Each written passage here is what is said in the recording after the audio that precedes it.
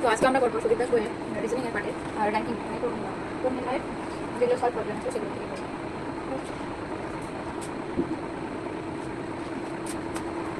তো দেখো প্রথম কোয়েশ্চেনে কি বলেছে? প্রথম কোয়েশ্চেনে আছে যে রঙিন বিভাগের প্রথম থেকে 8 এবং শেষ থেকে হচ্ছে দ্বাদশ। তাহলে আমরা জানি লেফট প্রায় -1 ইকুয়াল টু টোটাল। তো লেফটে আছে 8 জন, লেফটে আছে 8 জন, রাইটে আছে হচ্ছে 12 -1, তাহলে কোন দিকে হবে 19। তারপর একটি সারিতে 35 জন ছাত্রের মধ্যে অর্ণবের স্থান বাদিক থেকে 13তম, তাহলে টোটাল কত আছে 35।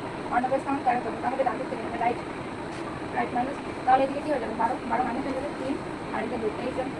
তারপর দ্বিতীয় কোশ্চেনে কি বলেছে? মাঠে কুচকাওয়াজের আওয়াজের সময় ছাত্ররা সারিবদ্ধভাবে একটি লাইন আছে সৌম্য হেবলা প্রান্ত থেকে 12তম, তাহলে এদিকে এরকম একটা লাইন আছে, এদিক থেকেও 12, এদিক থেকেও 12তম, তাহলে এদিকে কতজন আছে? 11 জন, এদিকে 11 জন, এখানে এই যে পজিশন এখানে আছে 11 জন 22 আর 23, টোটাল 23 জন ছিল।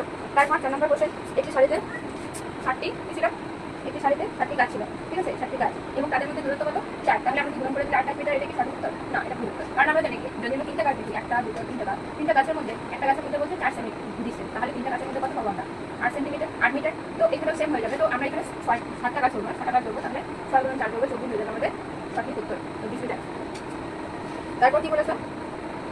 60 জনের একটি বিভাগে বালিকা 60 জনের একটি বিভাগে বালিকার সংখ্যা বালিকার দ্বিগুণ।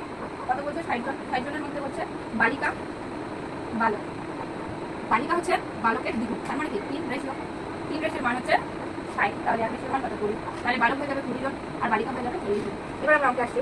রামের স্থান উপর থেকে 17তম, রামের স্থান উপর থেকে 17তম এবং রামের আগে কতজন বালিকা আছে? 9 জন বালিকা আছে।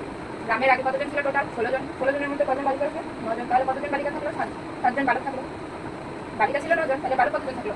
5 জন। তারপর কি জিজ্ঞাসা করেছে? তবে রামের পরে কতজন বালক আছে? তাহলে টোটাল বালক কত হয়ে গেল? এখানে 7 জন ছিল, রাম নিয়ে 8 জন ছিল, 8 জন, আর টোটাল কত ছিল বালক? 20 জন। 20 মাইনাস 8 হয়ে গেল 12 জন হচ্ছে সঠিক উত্তর। তারপর 6 নম্বর কোশ্চেন। 6 নম্বর কোশ্চেনে কি বলেছে? রামের র্যাঙ্ক শ্যামের র্যাঙ্কের থেকে 7 আগে, তাহলে রামের র্যাঙ্ক কত? রামের র্যাঙ্ক, এখানে রামের র্যাঙ্ক, এখানে শ্যামের র্যাঙ্ক, শ্যামের র্যাঙ্ক কত আগে? 7 আগে, 7 আগে। এবং শ্যামের র্যাঙ্ক যদি শেষ থেকে কত? শেষ থেকে বলেছে 17, শেষ থেকে 17তম হয়, তবে যদি ক্লাসে মোট কতজন থাকে? মোট থাকে 39 জন। তাহলে এখান থেকে কি বলেছে? তাহলে প্রথম থেকে রামের স্থান কত? তাহলে এদিক থেকে রামের স্থান কত? আমরা এদিক থেকে পেয়ে যাচ্ছি রামের স্থান, তাহলে 17 প্লাস 7 কত হয়ে যাবে? 24 মাইনাস করো, -1 করে দাও, তাহলে আমরা সঠিক উত্তর পেয়ে যাবো 16তম। এদিক থেকে হচ্ছে 16তম রামের স্থান, এদিক থেকে 24, এদিক থেকে 16।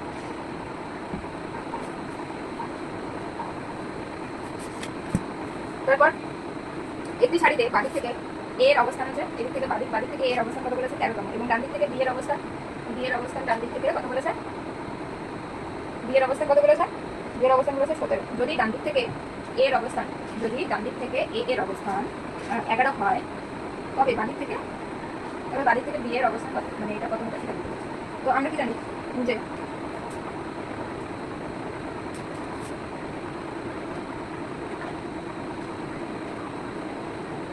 এর আগে কতজন আছে? 12 জন।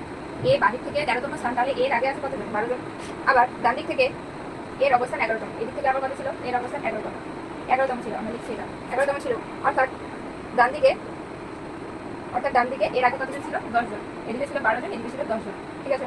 তাহলে ওই সারিতে মোট লোক সংখ্যা কত হবে? কত? এটা করে দিই আমরা, 24 মাইনাস 23 জন, 23 জন ছিল টোটাল, 23 জন ছিল টোটাল। তাহলে বি ডান দিক থেকে কত আছে? ডান দিক থেকে বি আছে, ডান দিক থেকে বি আছে 17তম স্থানে এবং টোটাল আছে কত? 23 জন, তাহলে বিয়োগ করে দেবো 6, তাহলে এদিক থেকে কততম স্থানে হবে? মাইনাস,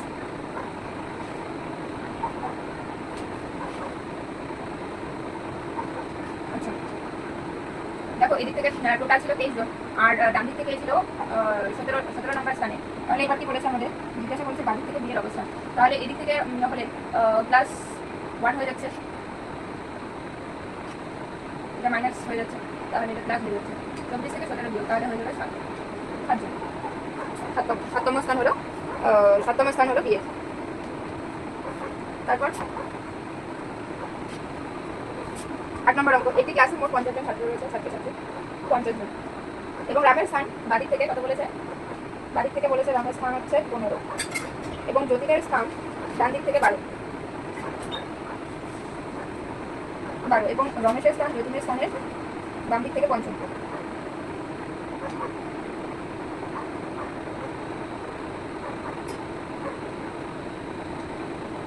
এবং রাম ও রমেশের মধ্যে কতজন আছে, এখানে কতজন আছে চলে গেছে উত্তর। তাহলে এইদিকে আমরা 17 করে নেব। তাহলে এদিক থেকে 15, এদিক থেকে 17 যোগ করে বিয়োগ করে দেবো। 25 থেকে 12 হাজার 8 তাহলে মিডিলে কতজন আছে? 18 জন। মিডিলে কতজন আছে? 18 জন। ঠিক আছে, মিডিলে আছে 18 জন। তারপর 9 নম্বর প্রশ্নে কি বলেছে? একটি বিভাগে 36 জন ছাত্রের মধ্যে এ র্যাঙ্ক হলো প্রথম থেকে 10, এ এর র্যাঙ্ক প্রথম থেকে 10 এবং বি এর র্যাঙ্ক শেষ থেকে নবম, শেষ থেকে বি এর র্যাঙ্ক নবম। তারপর এ এবং বি এর মাঝখানে ঠিক রয়েছে সি। তারপর শেষ থেকে সি এর র্যাঙ্ক কত হবে? এদিক থেকে সি এর র্যাঙ্ক কত হবে? সি থেকে বি এর র্যাঙ্ক, সি থেকে বি এর র্যাঙ্ক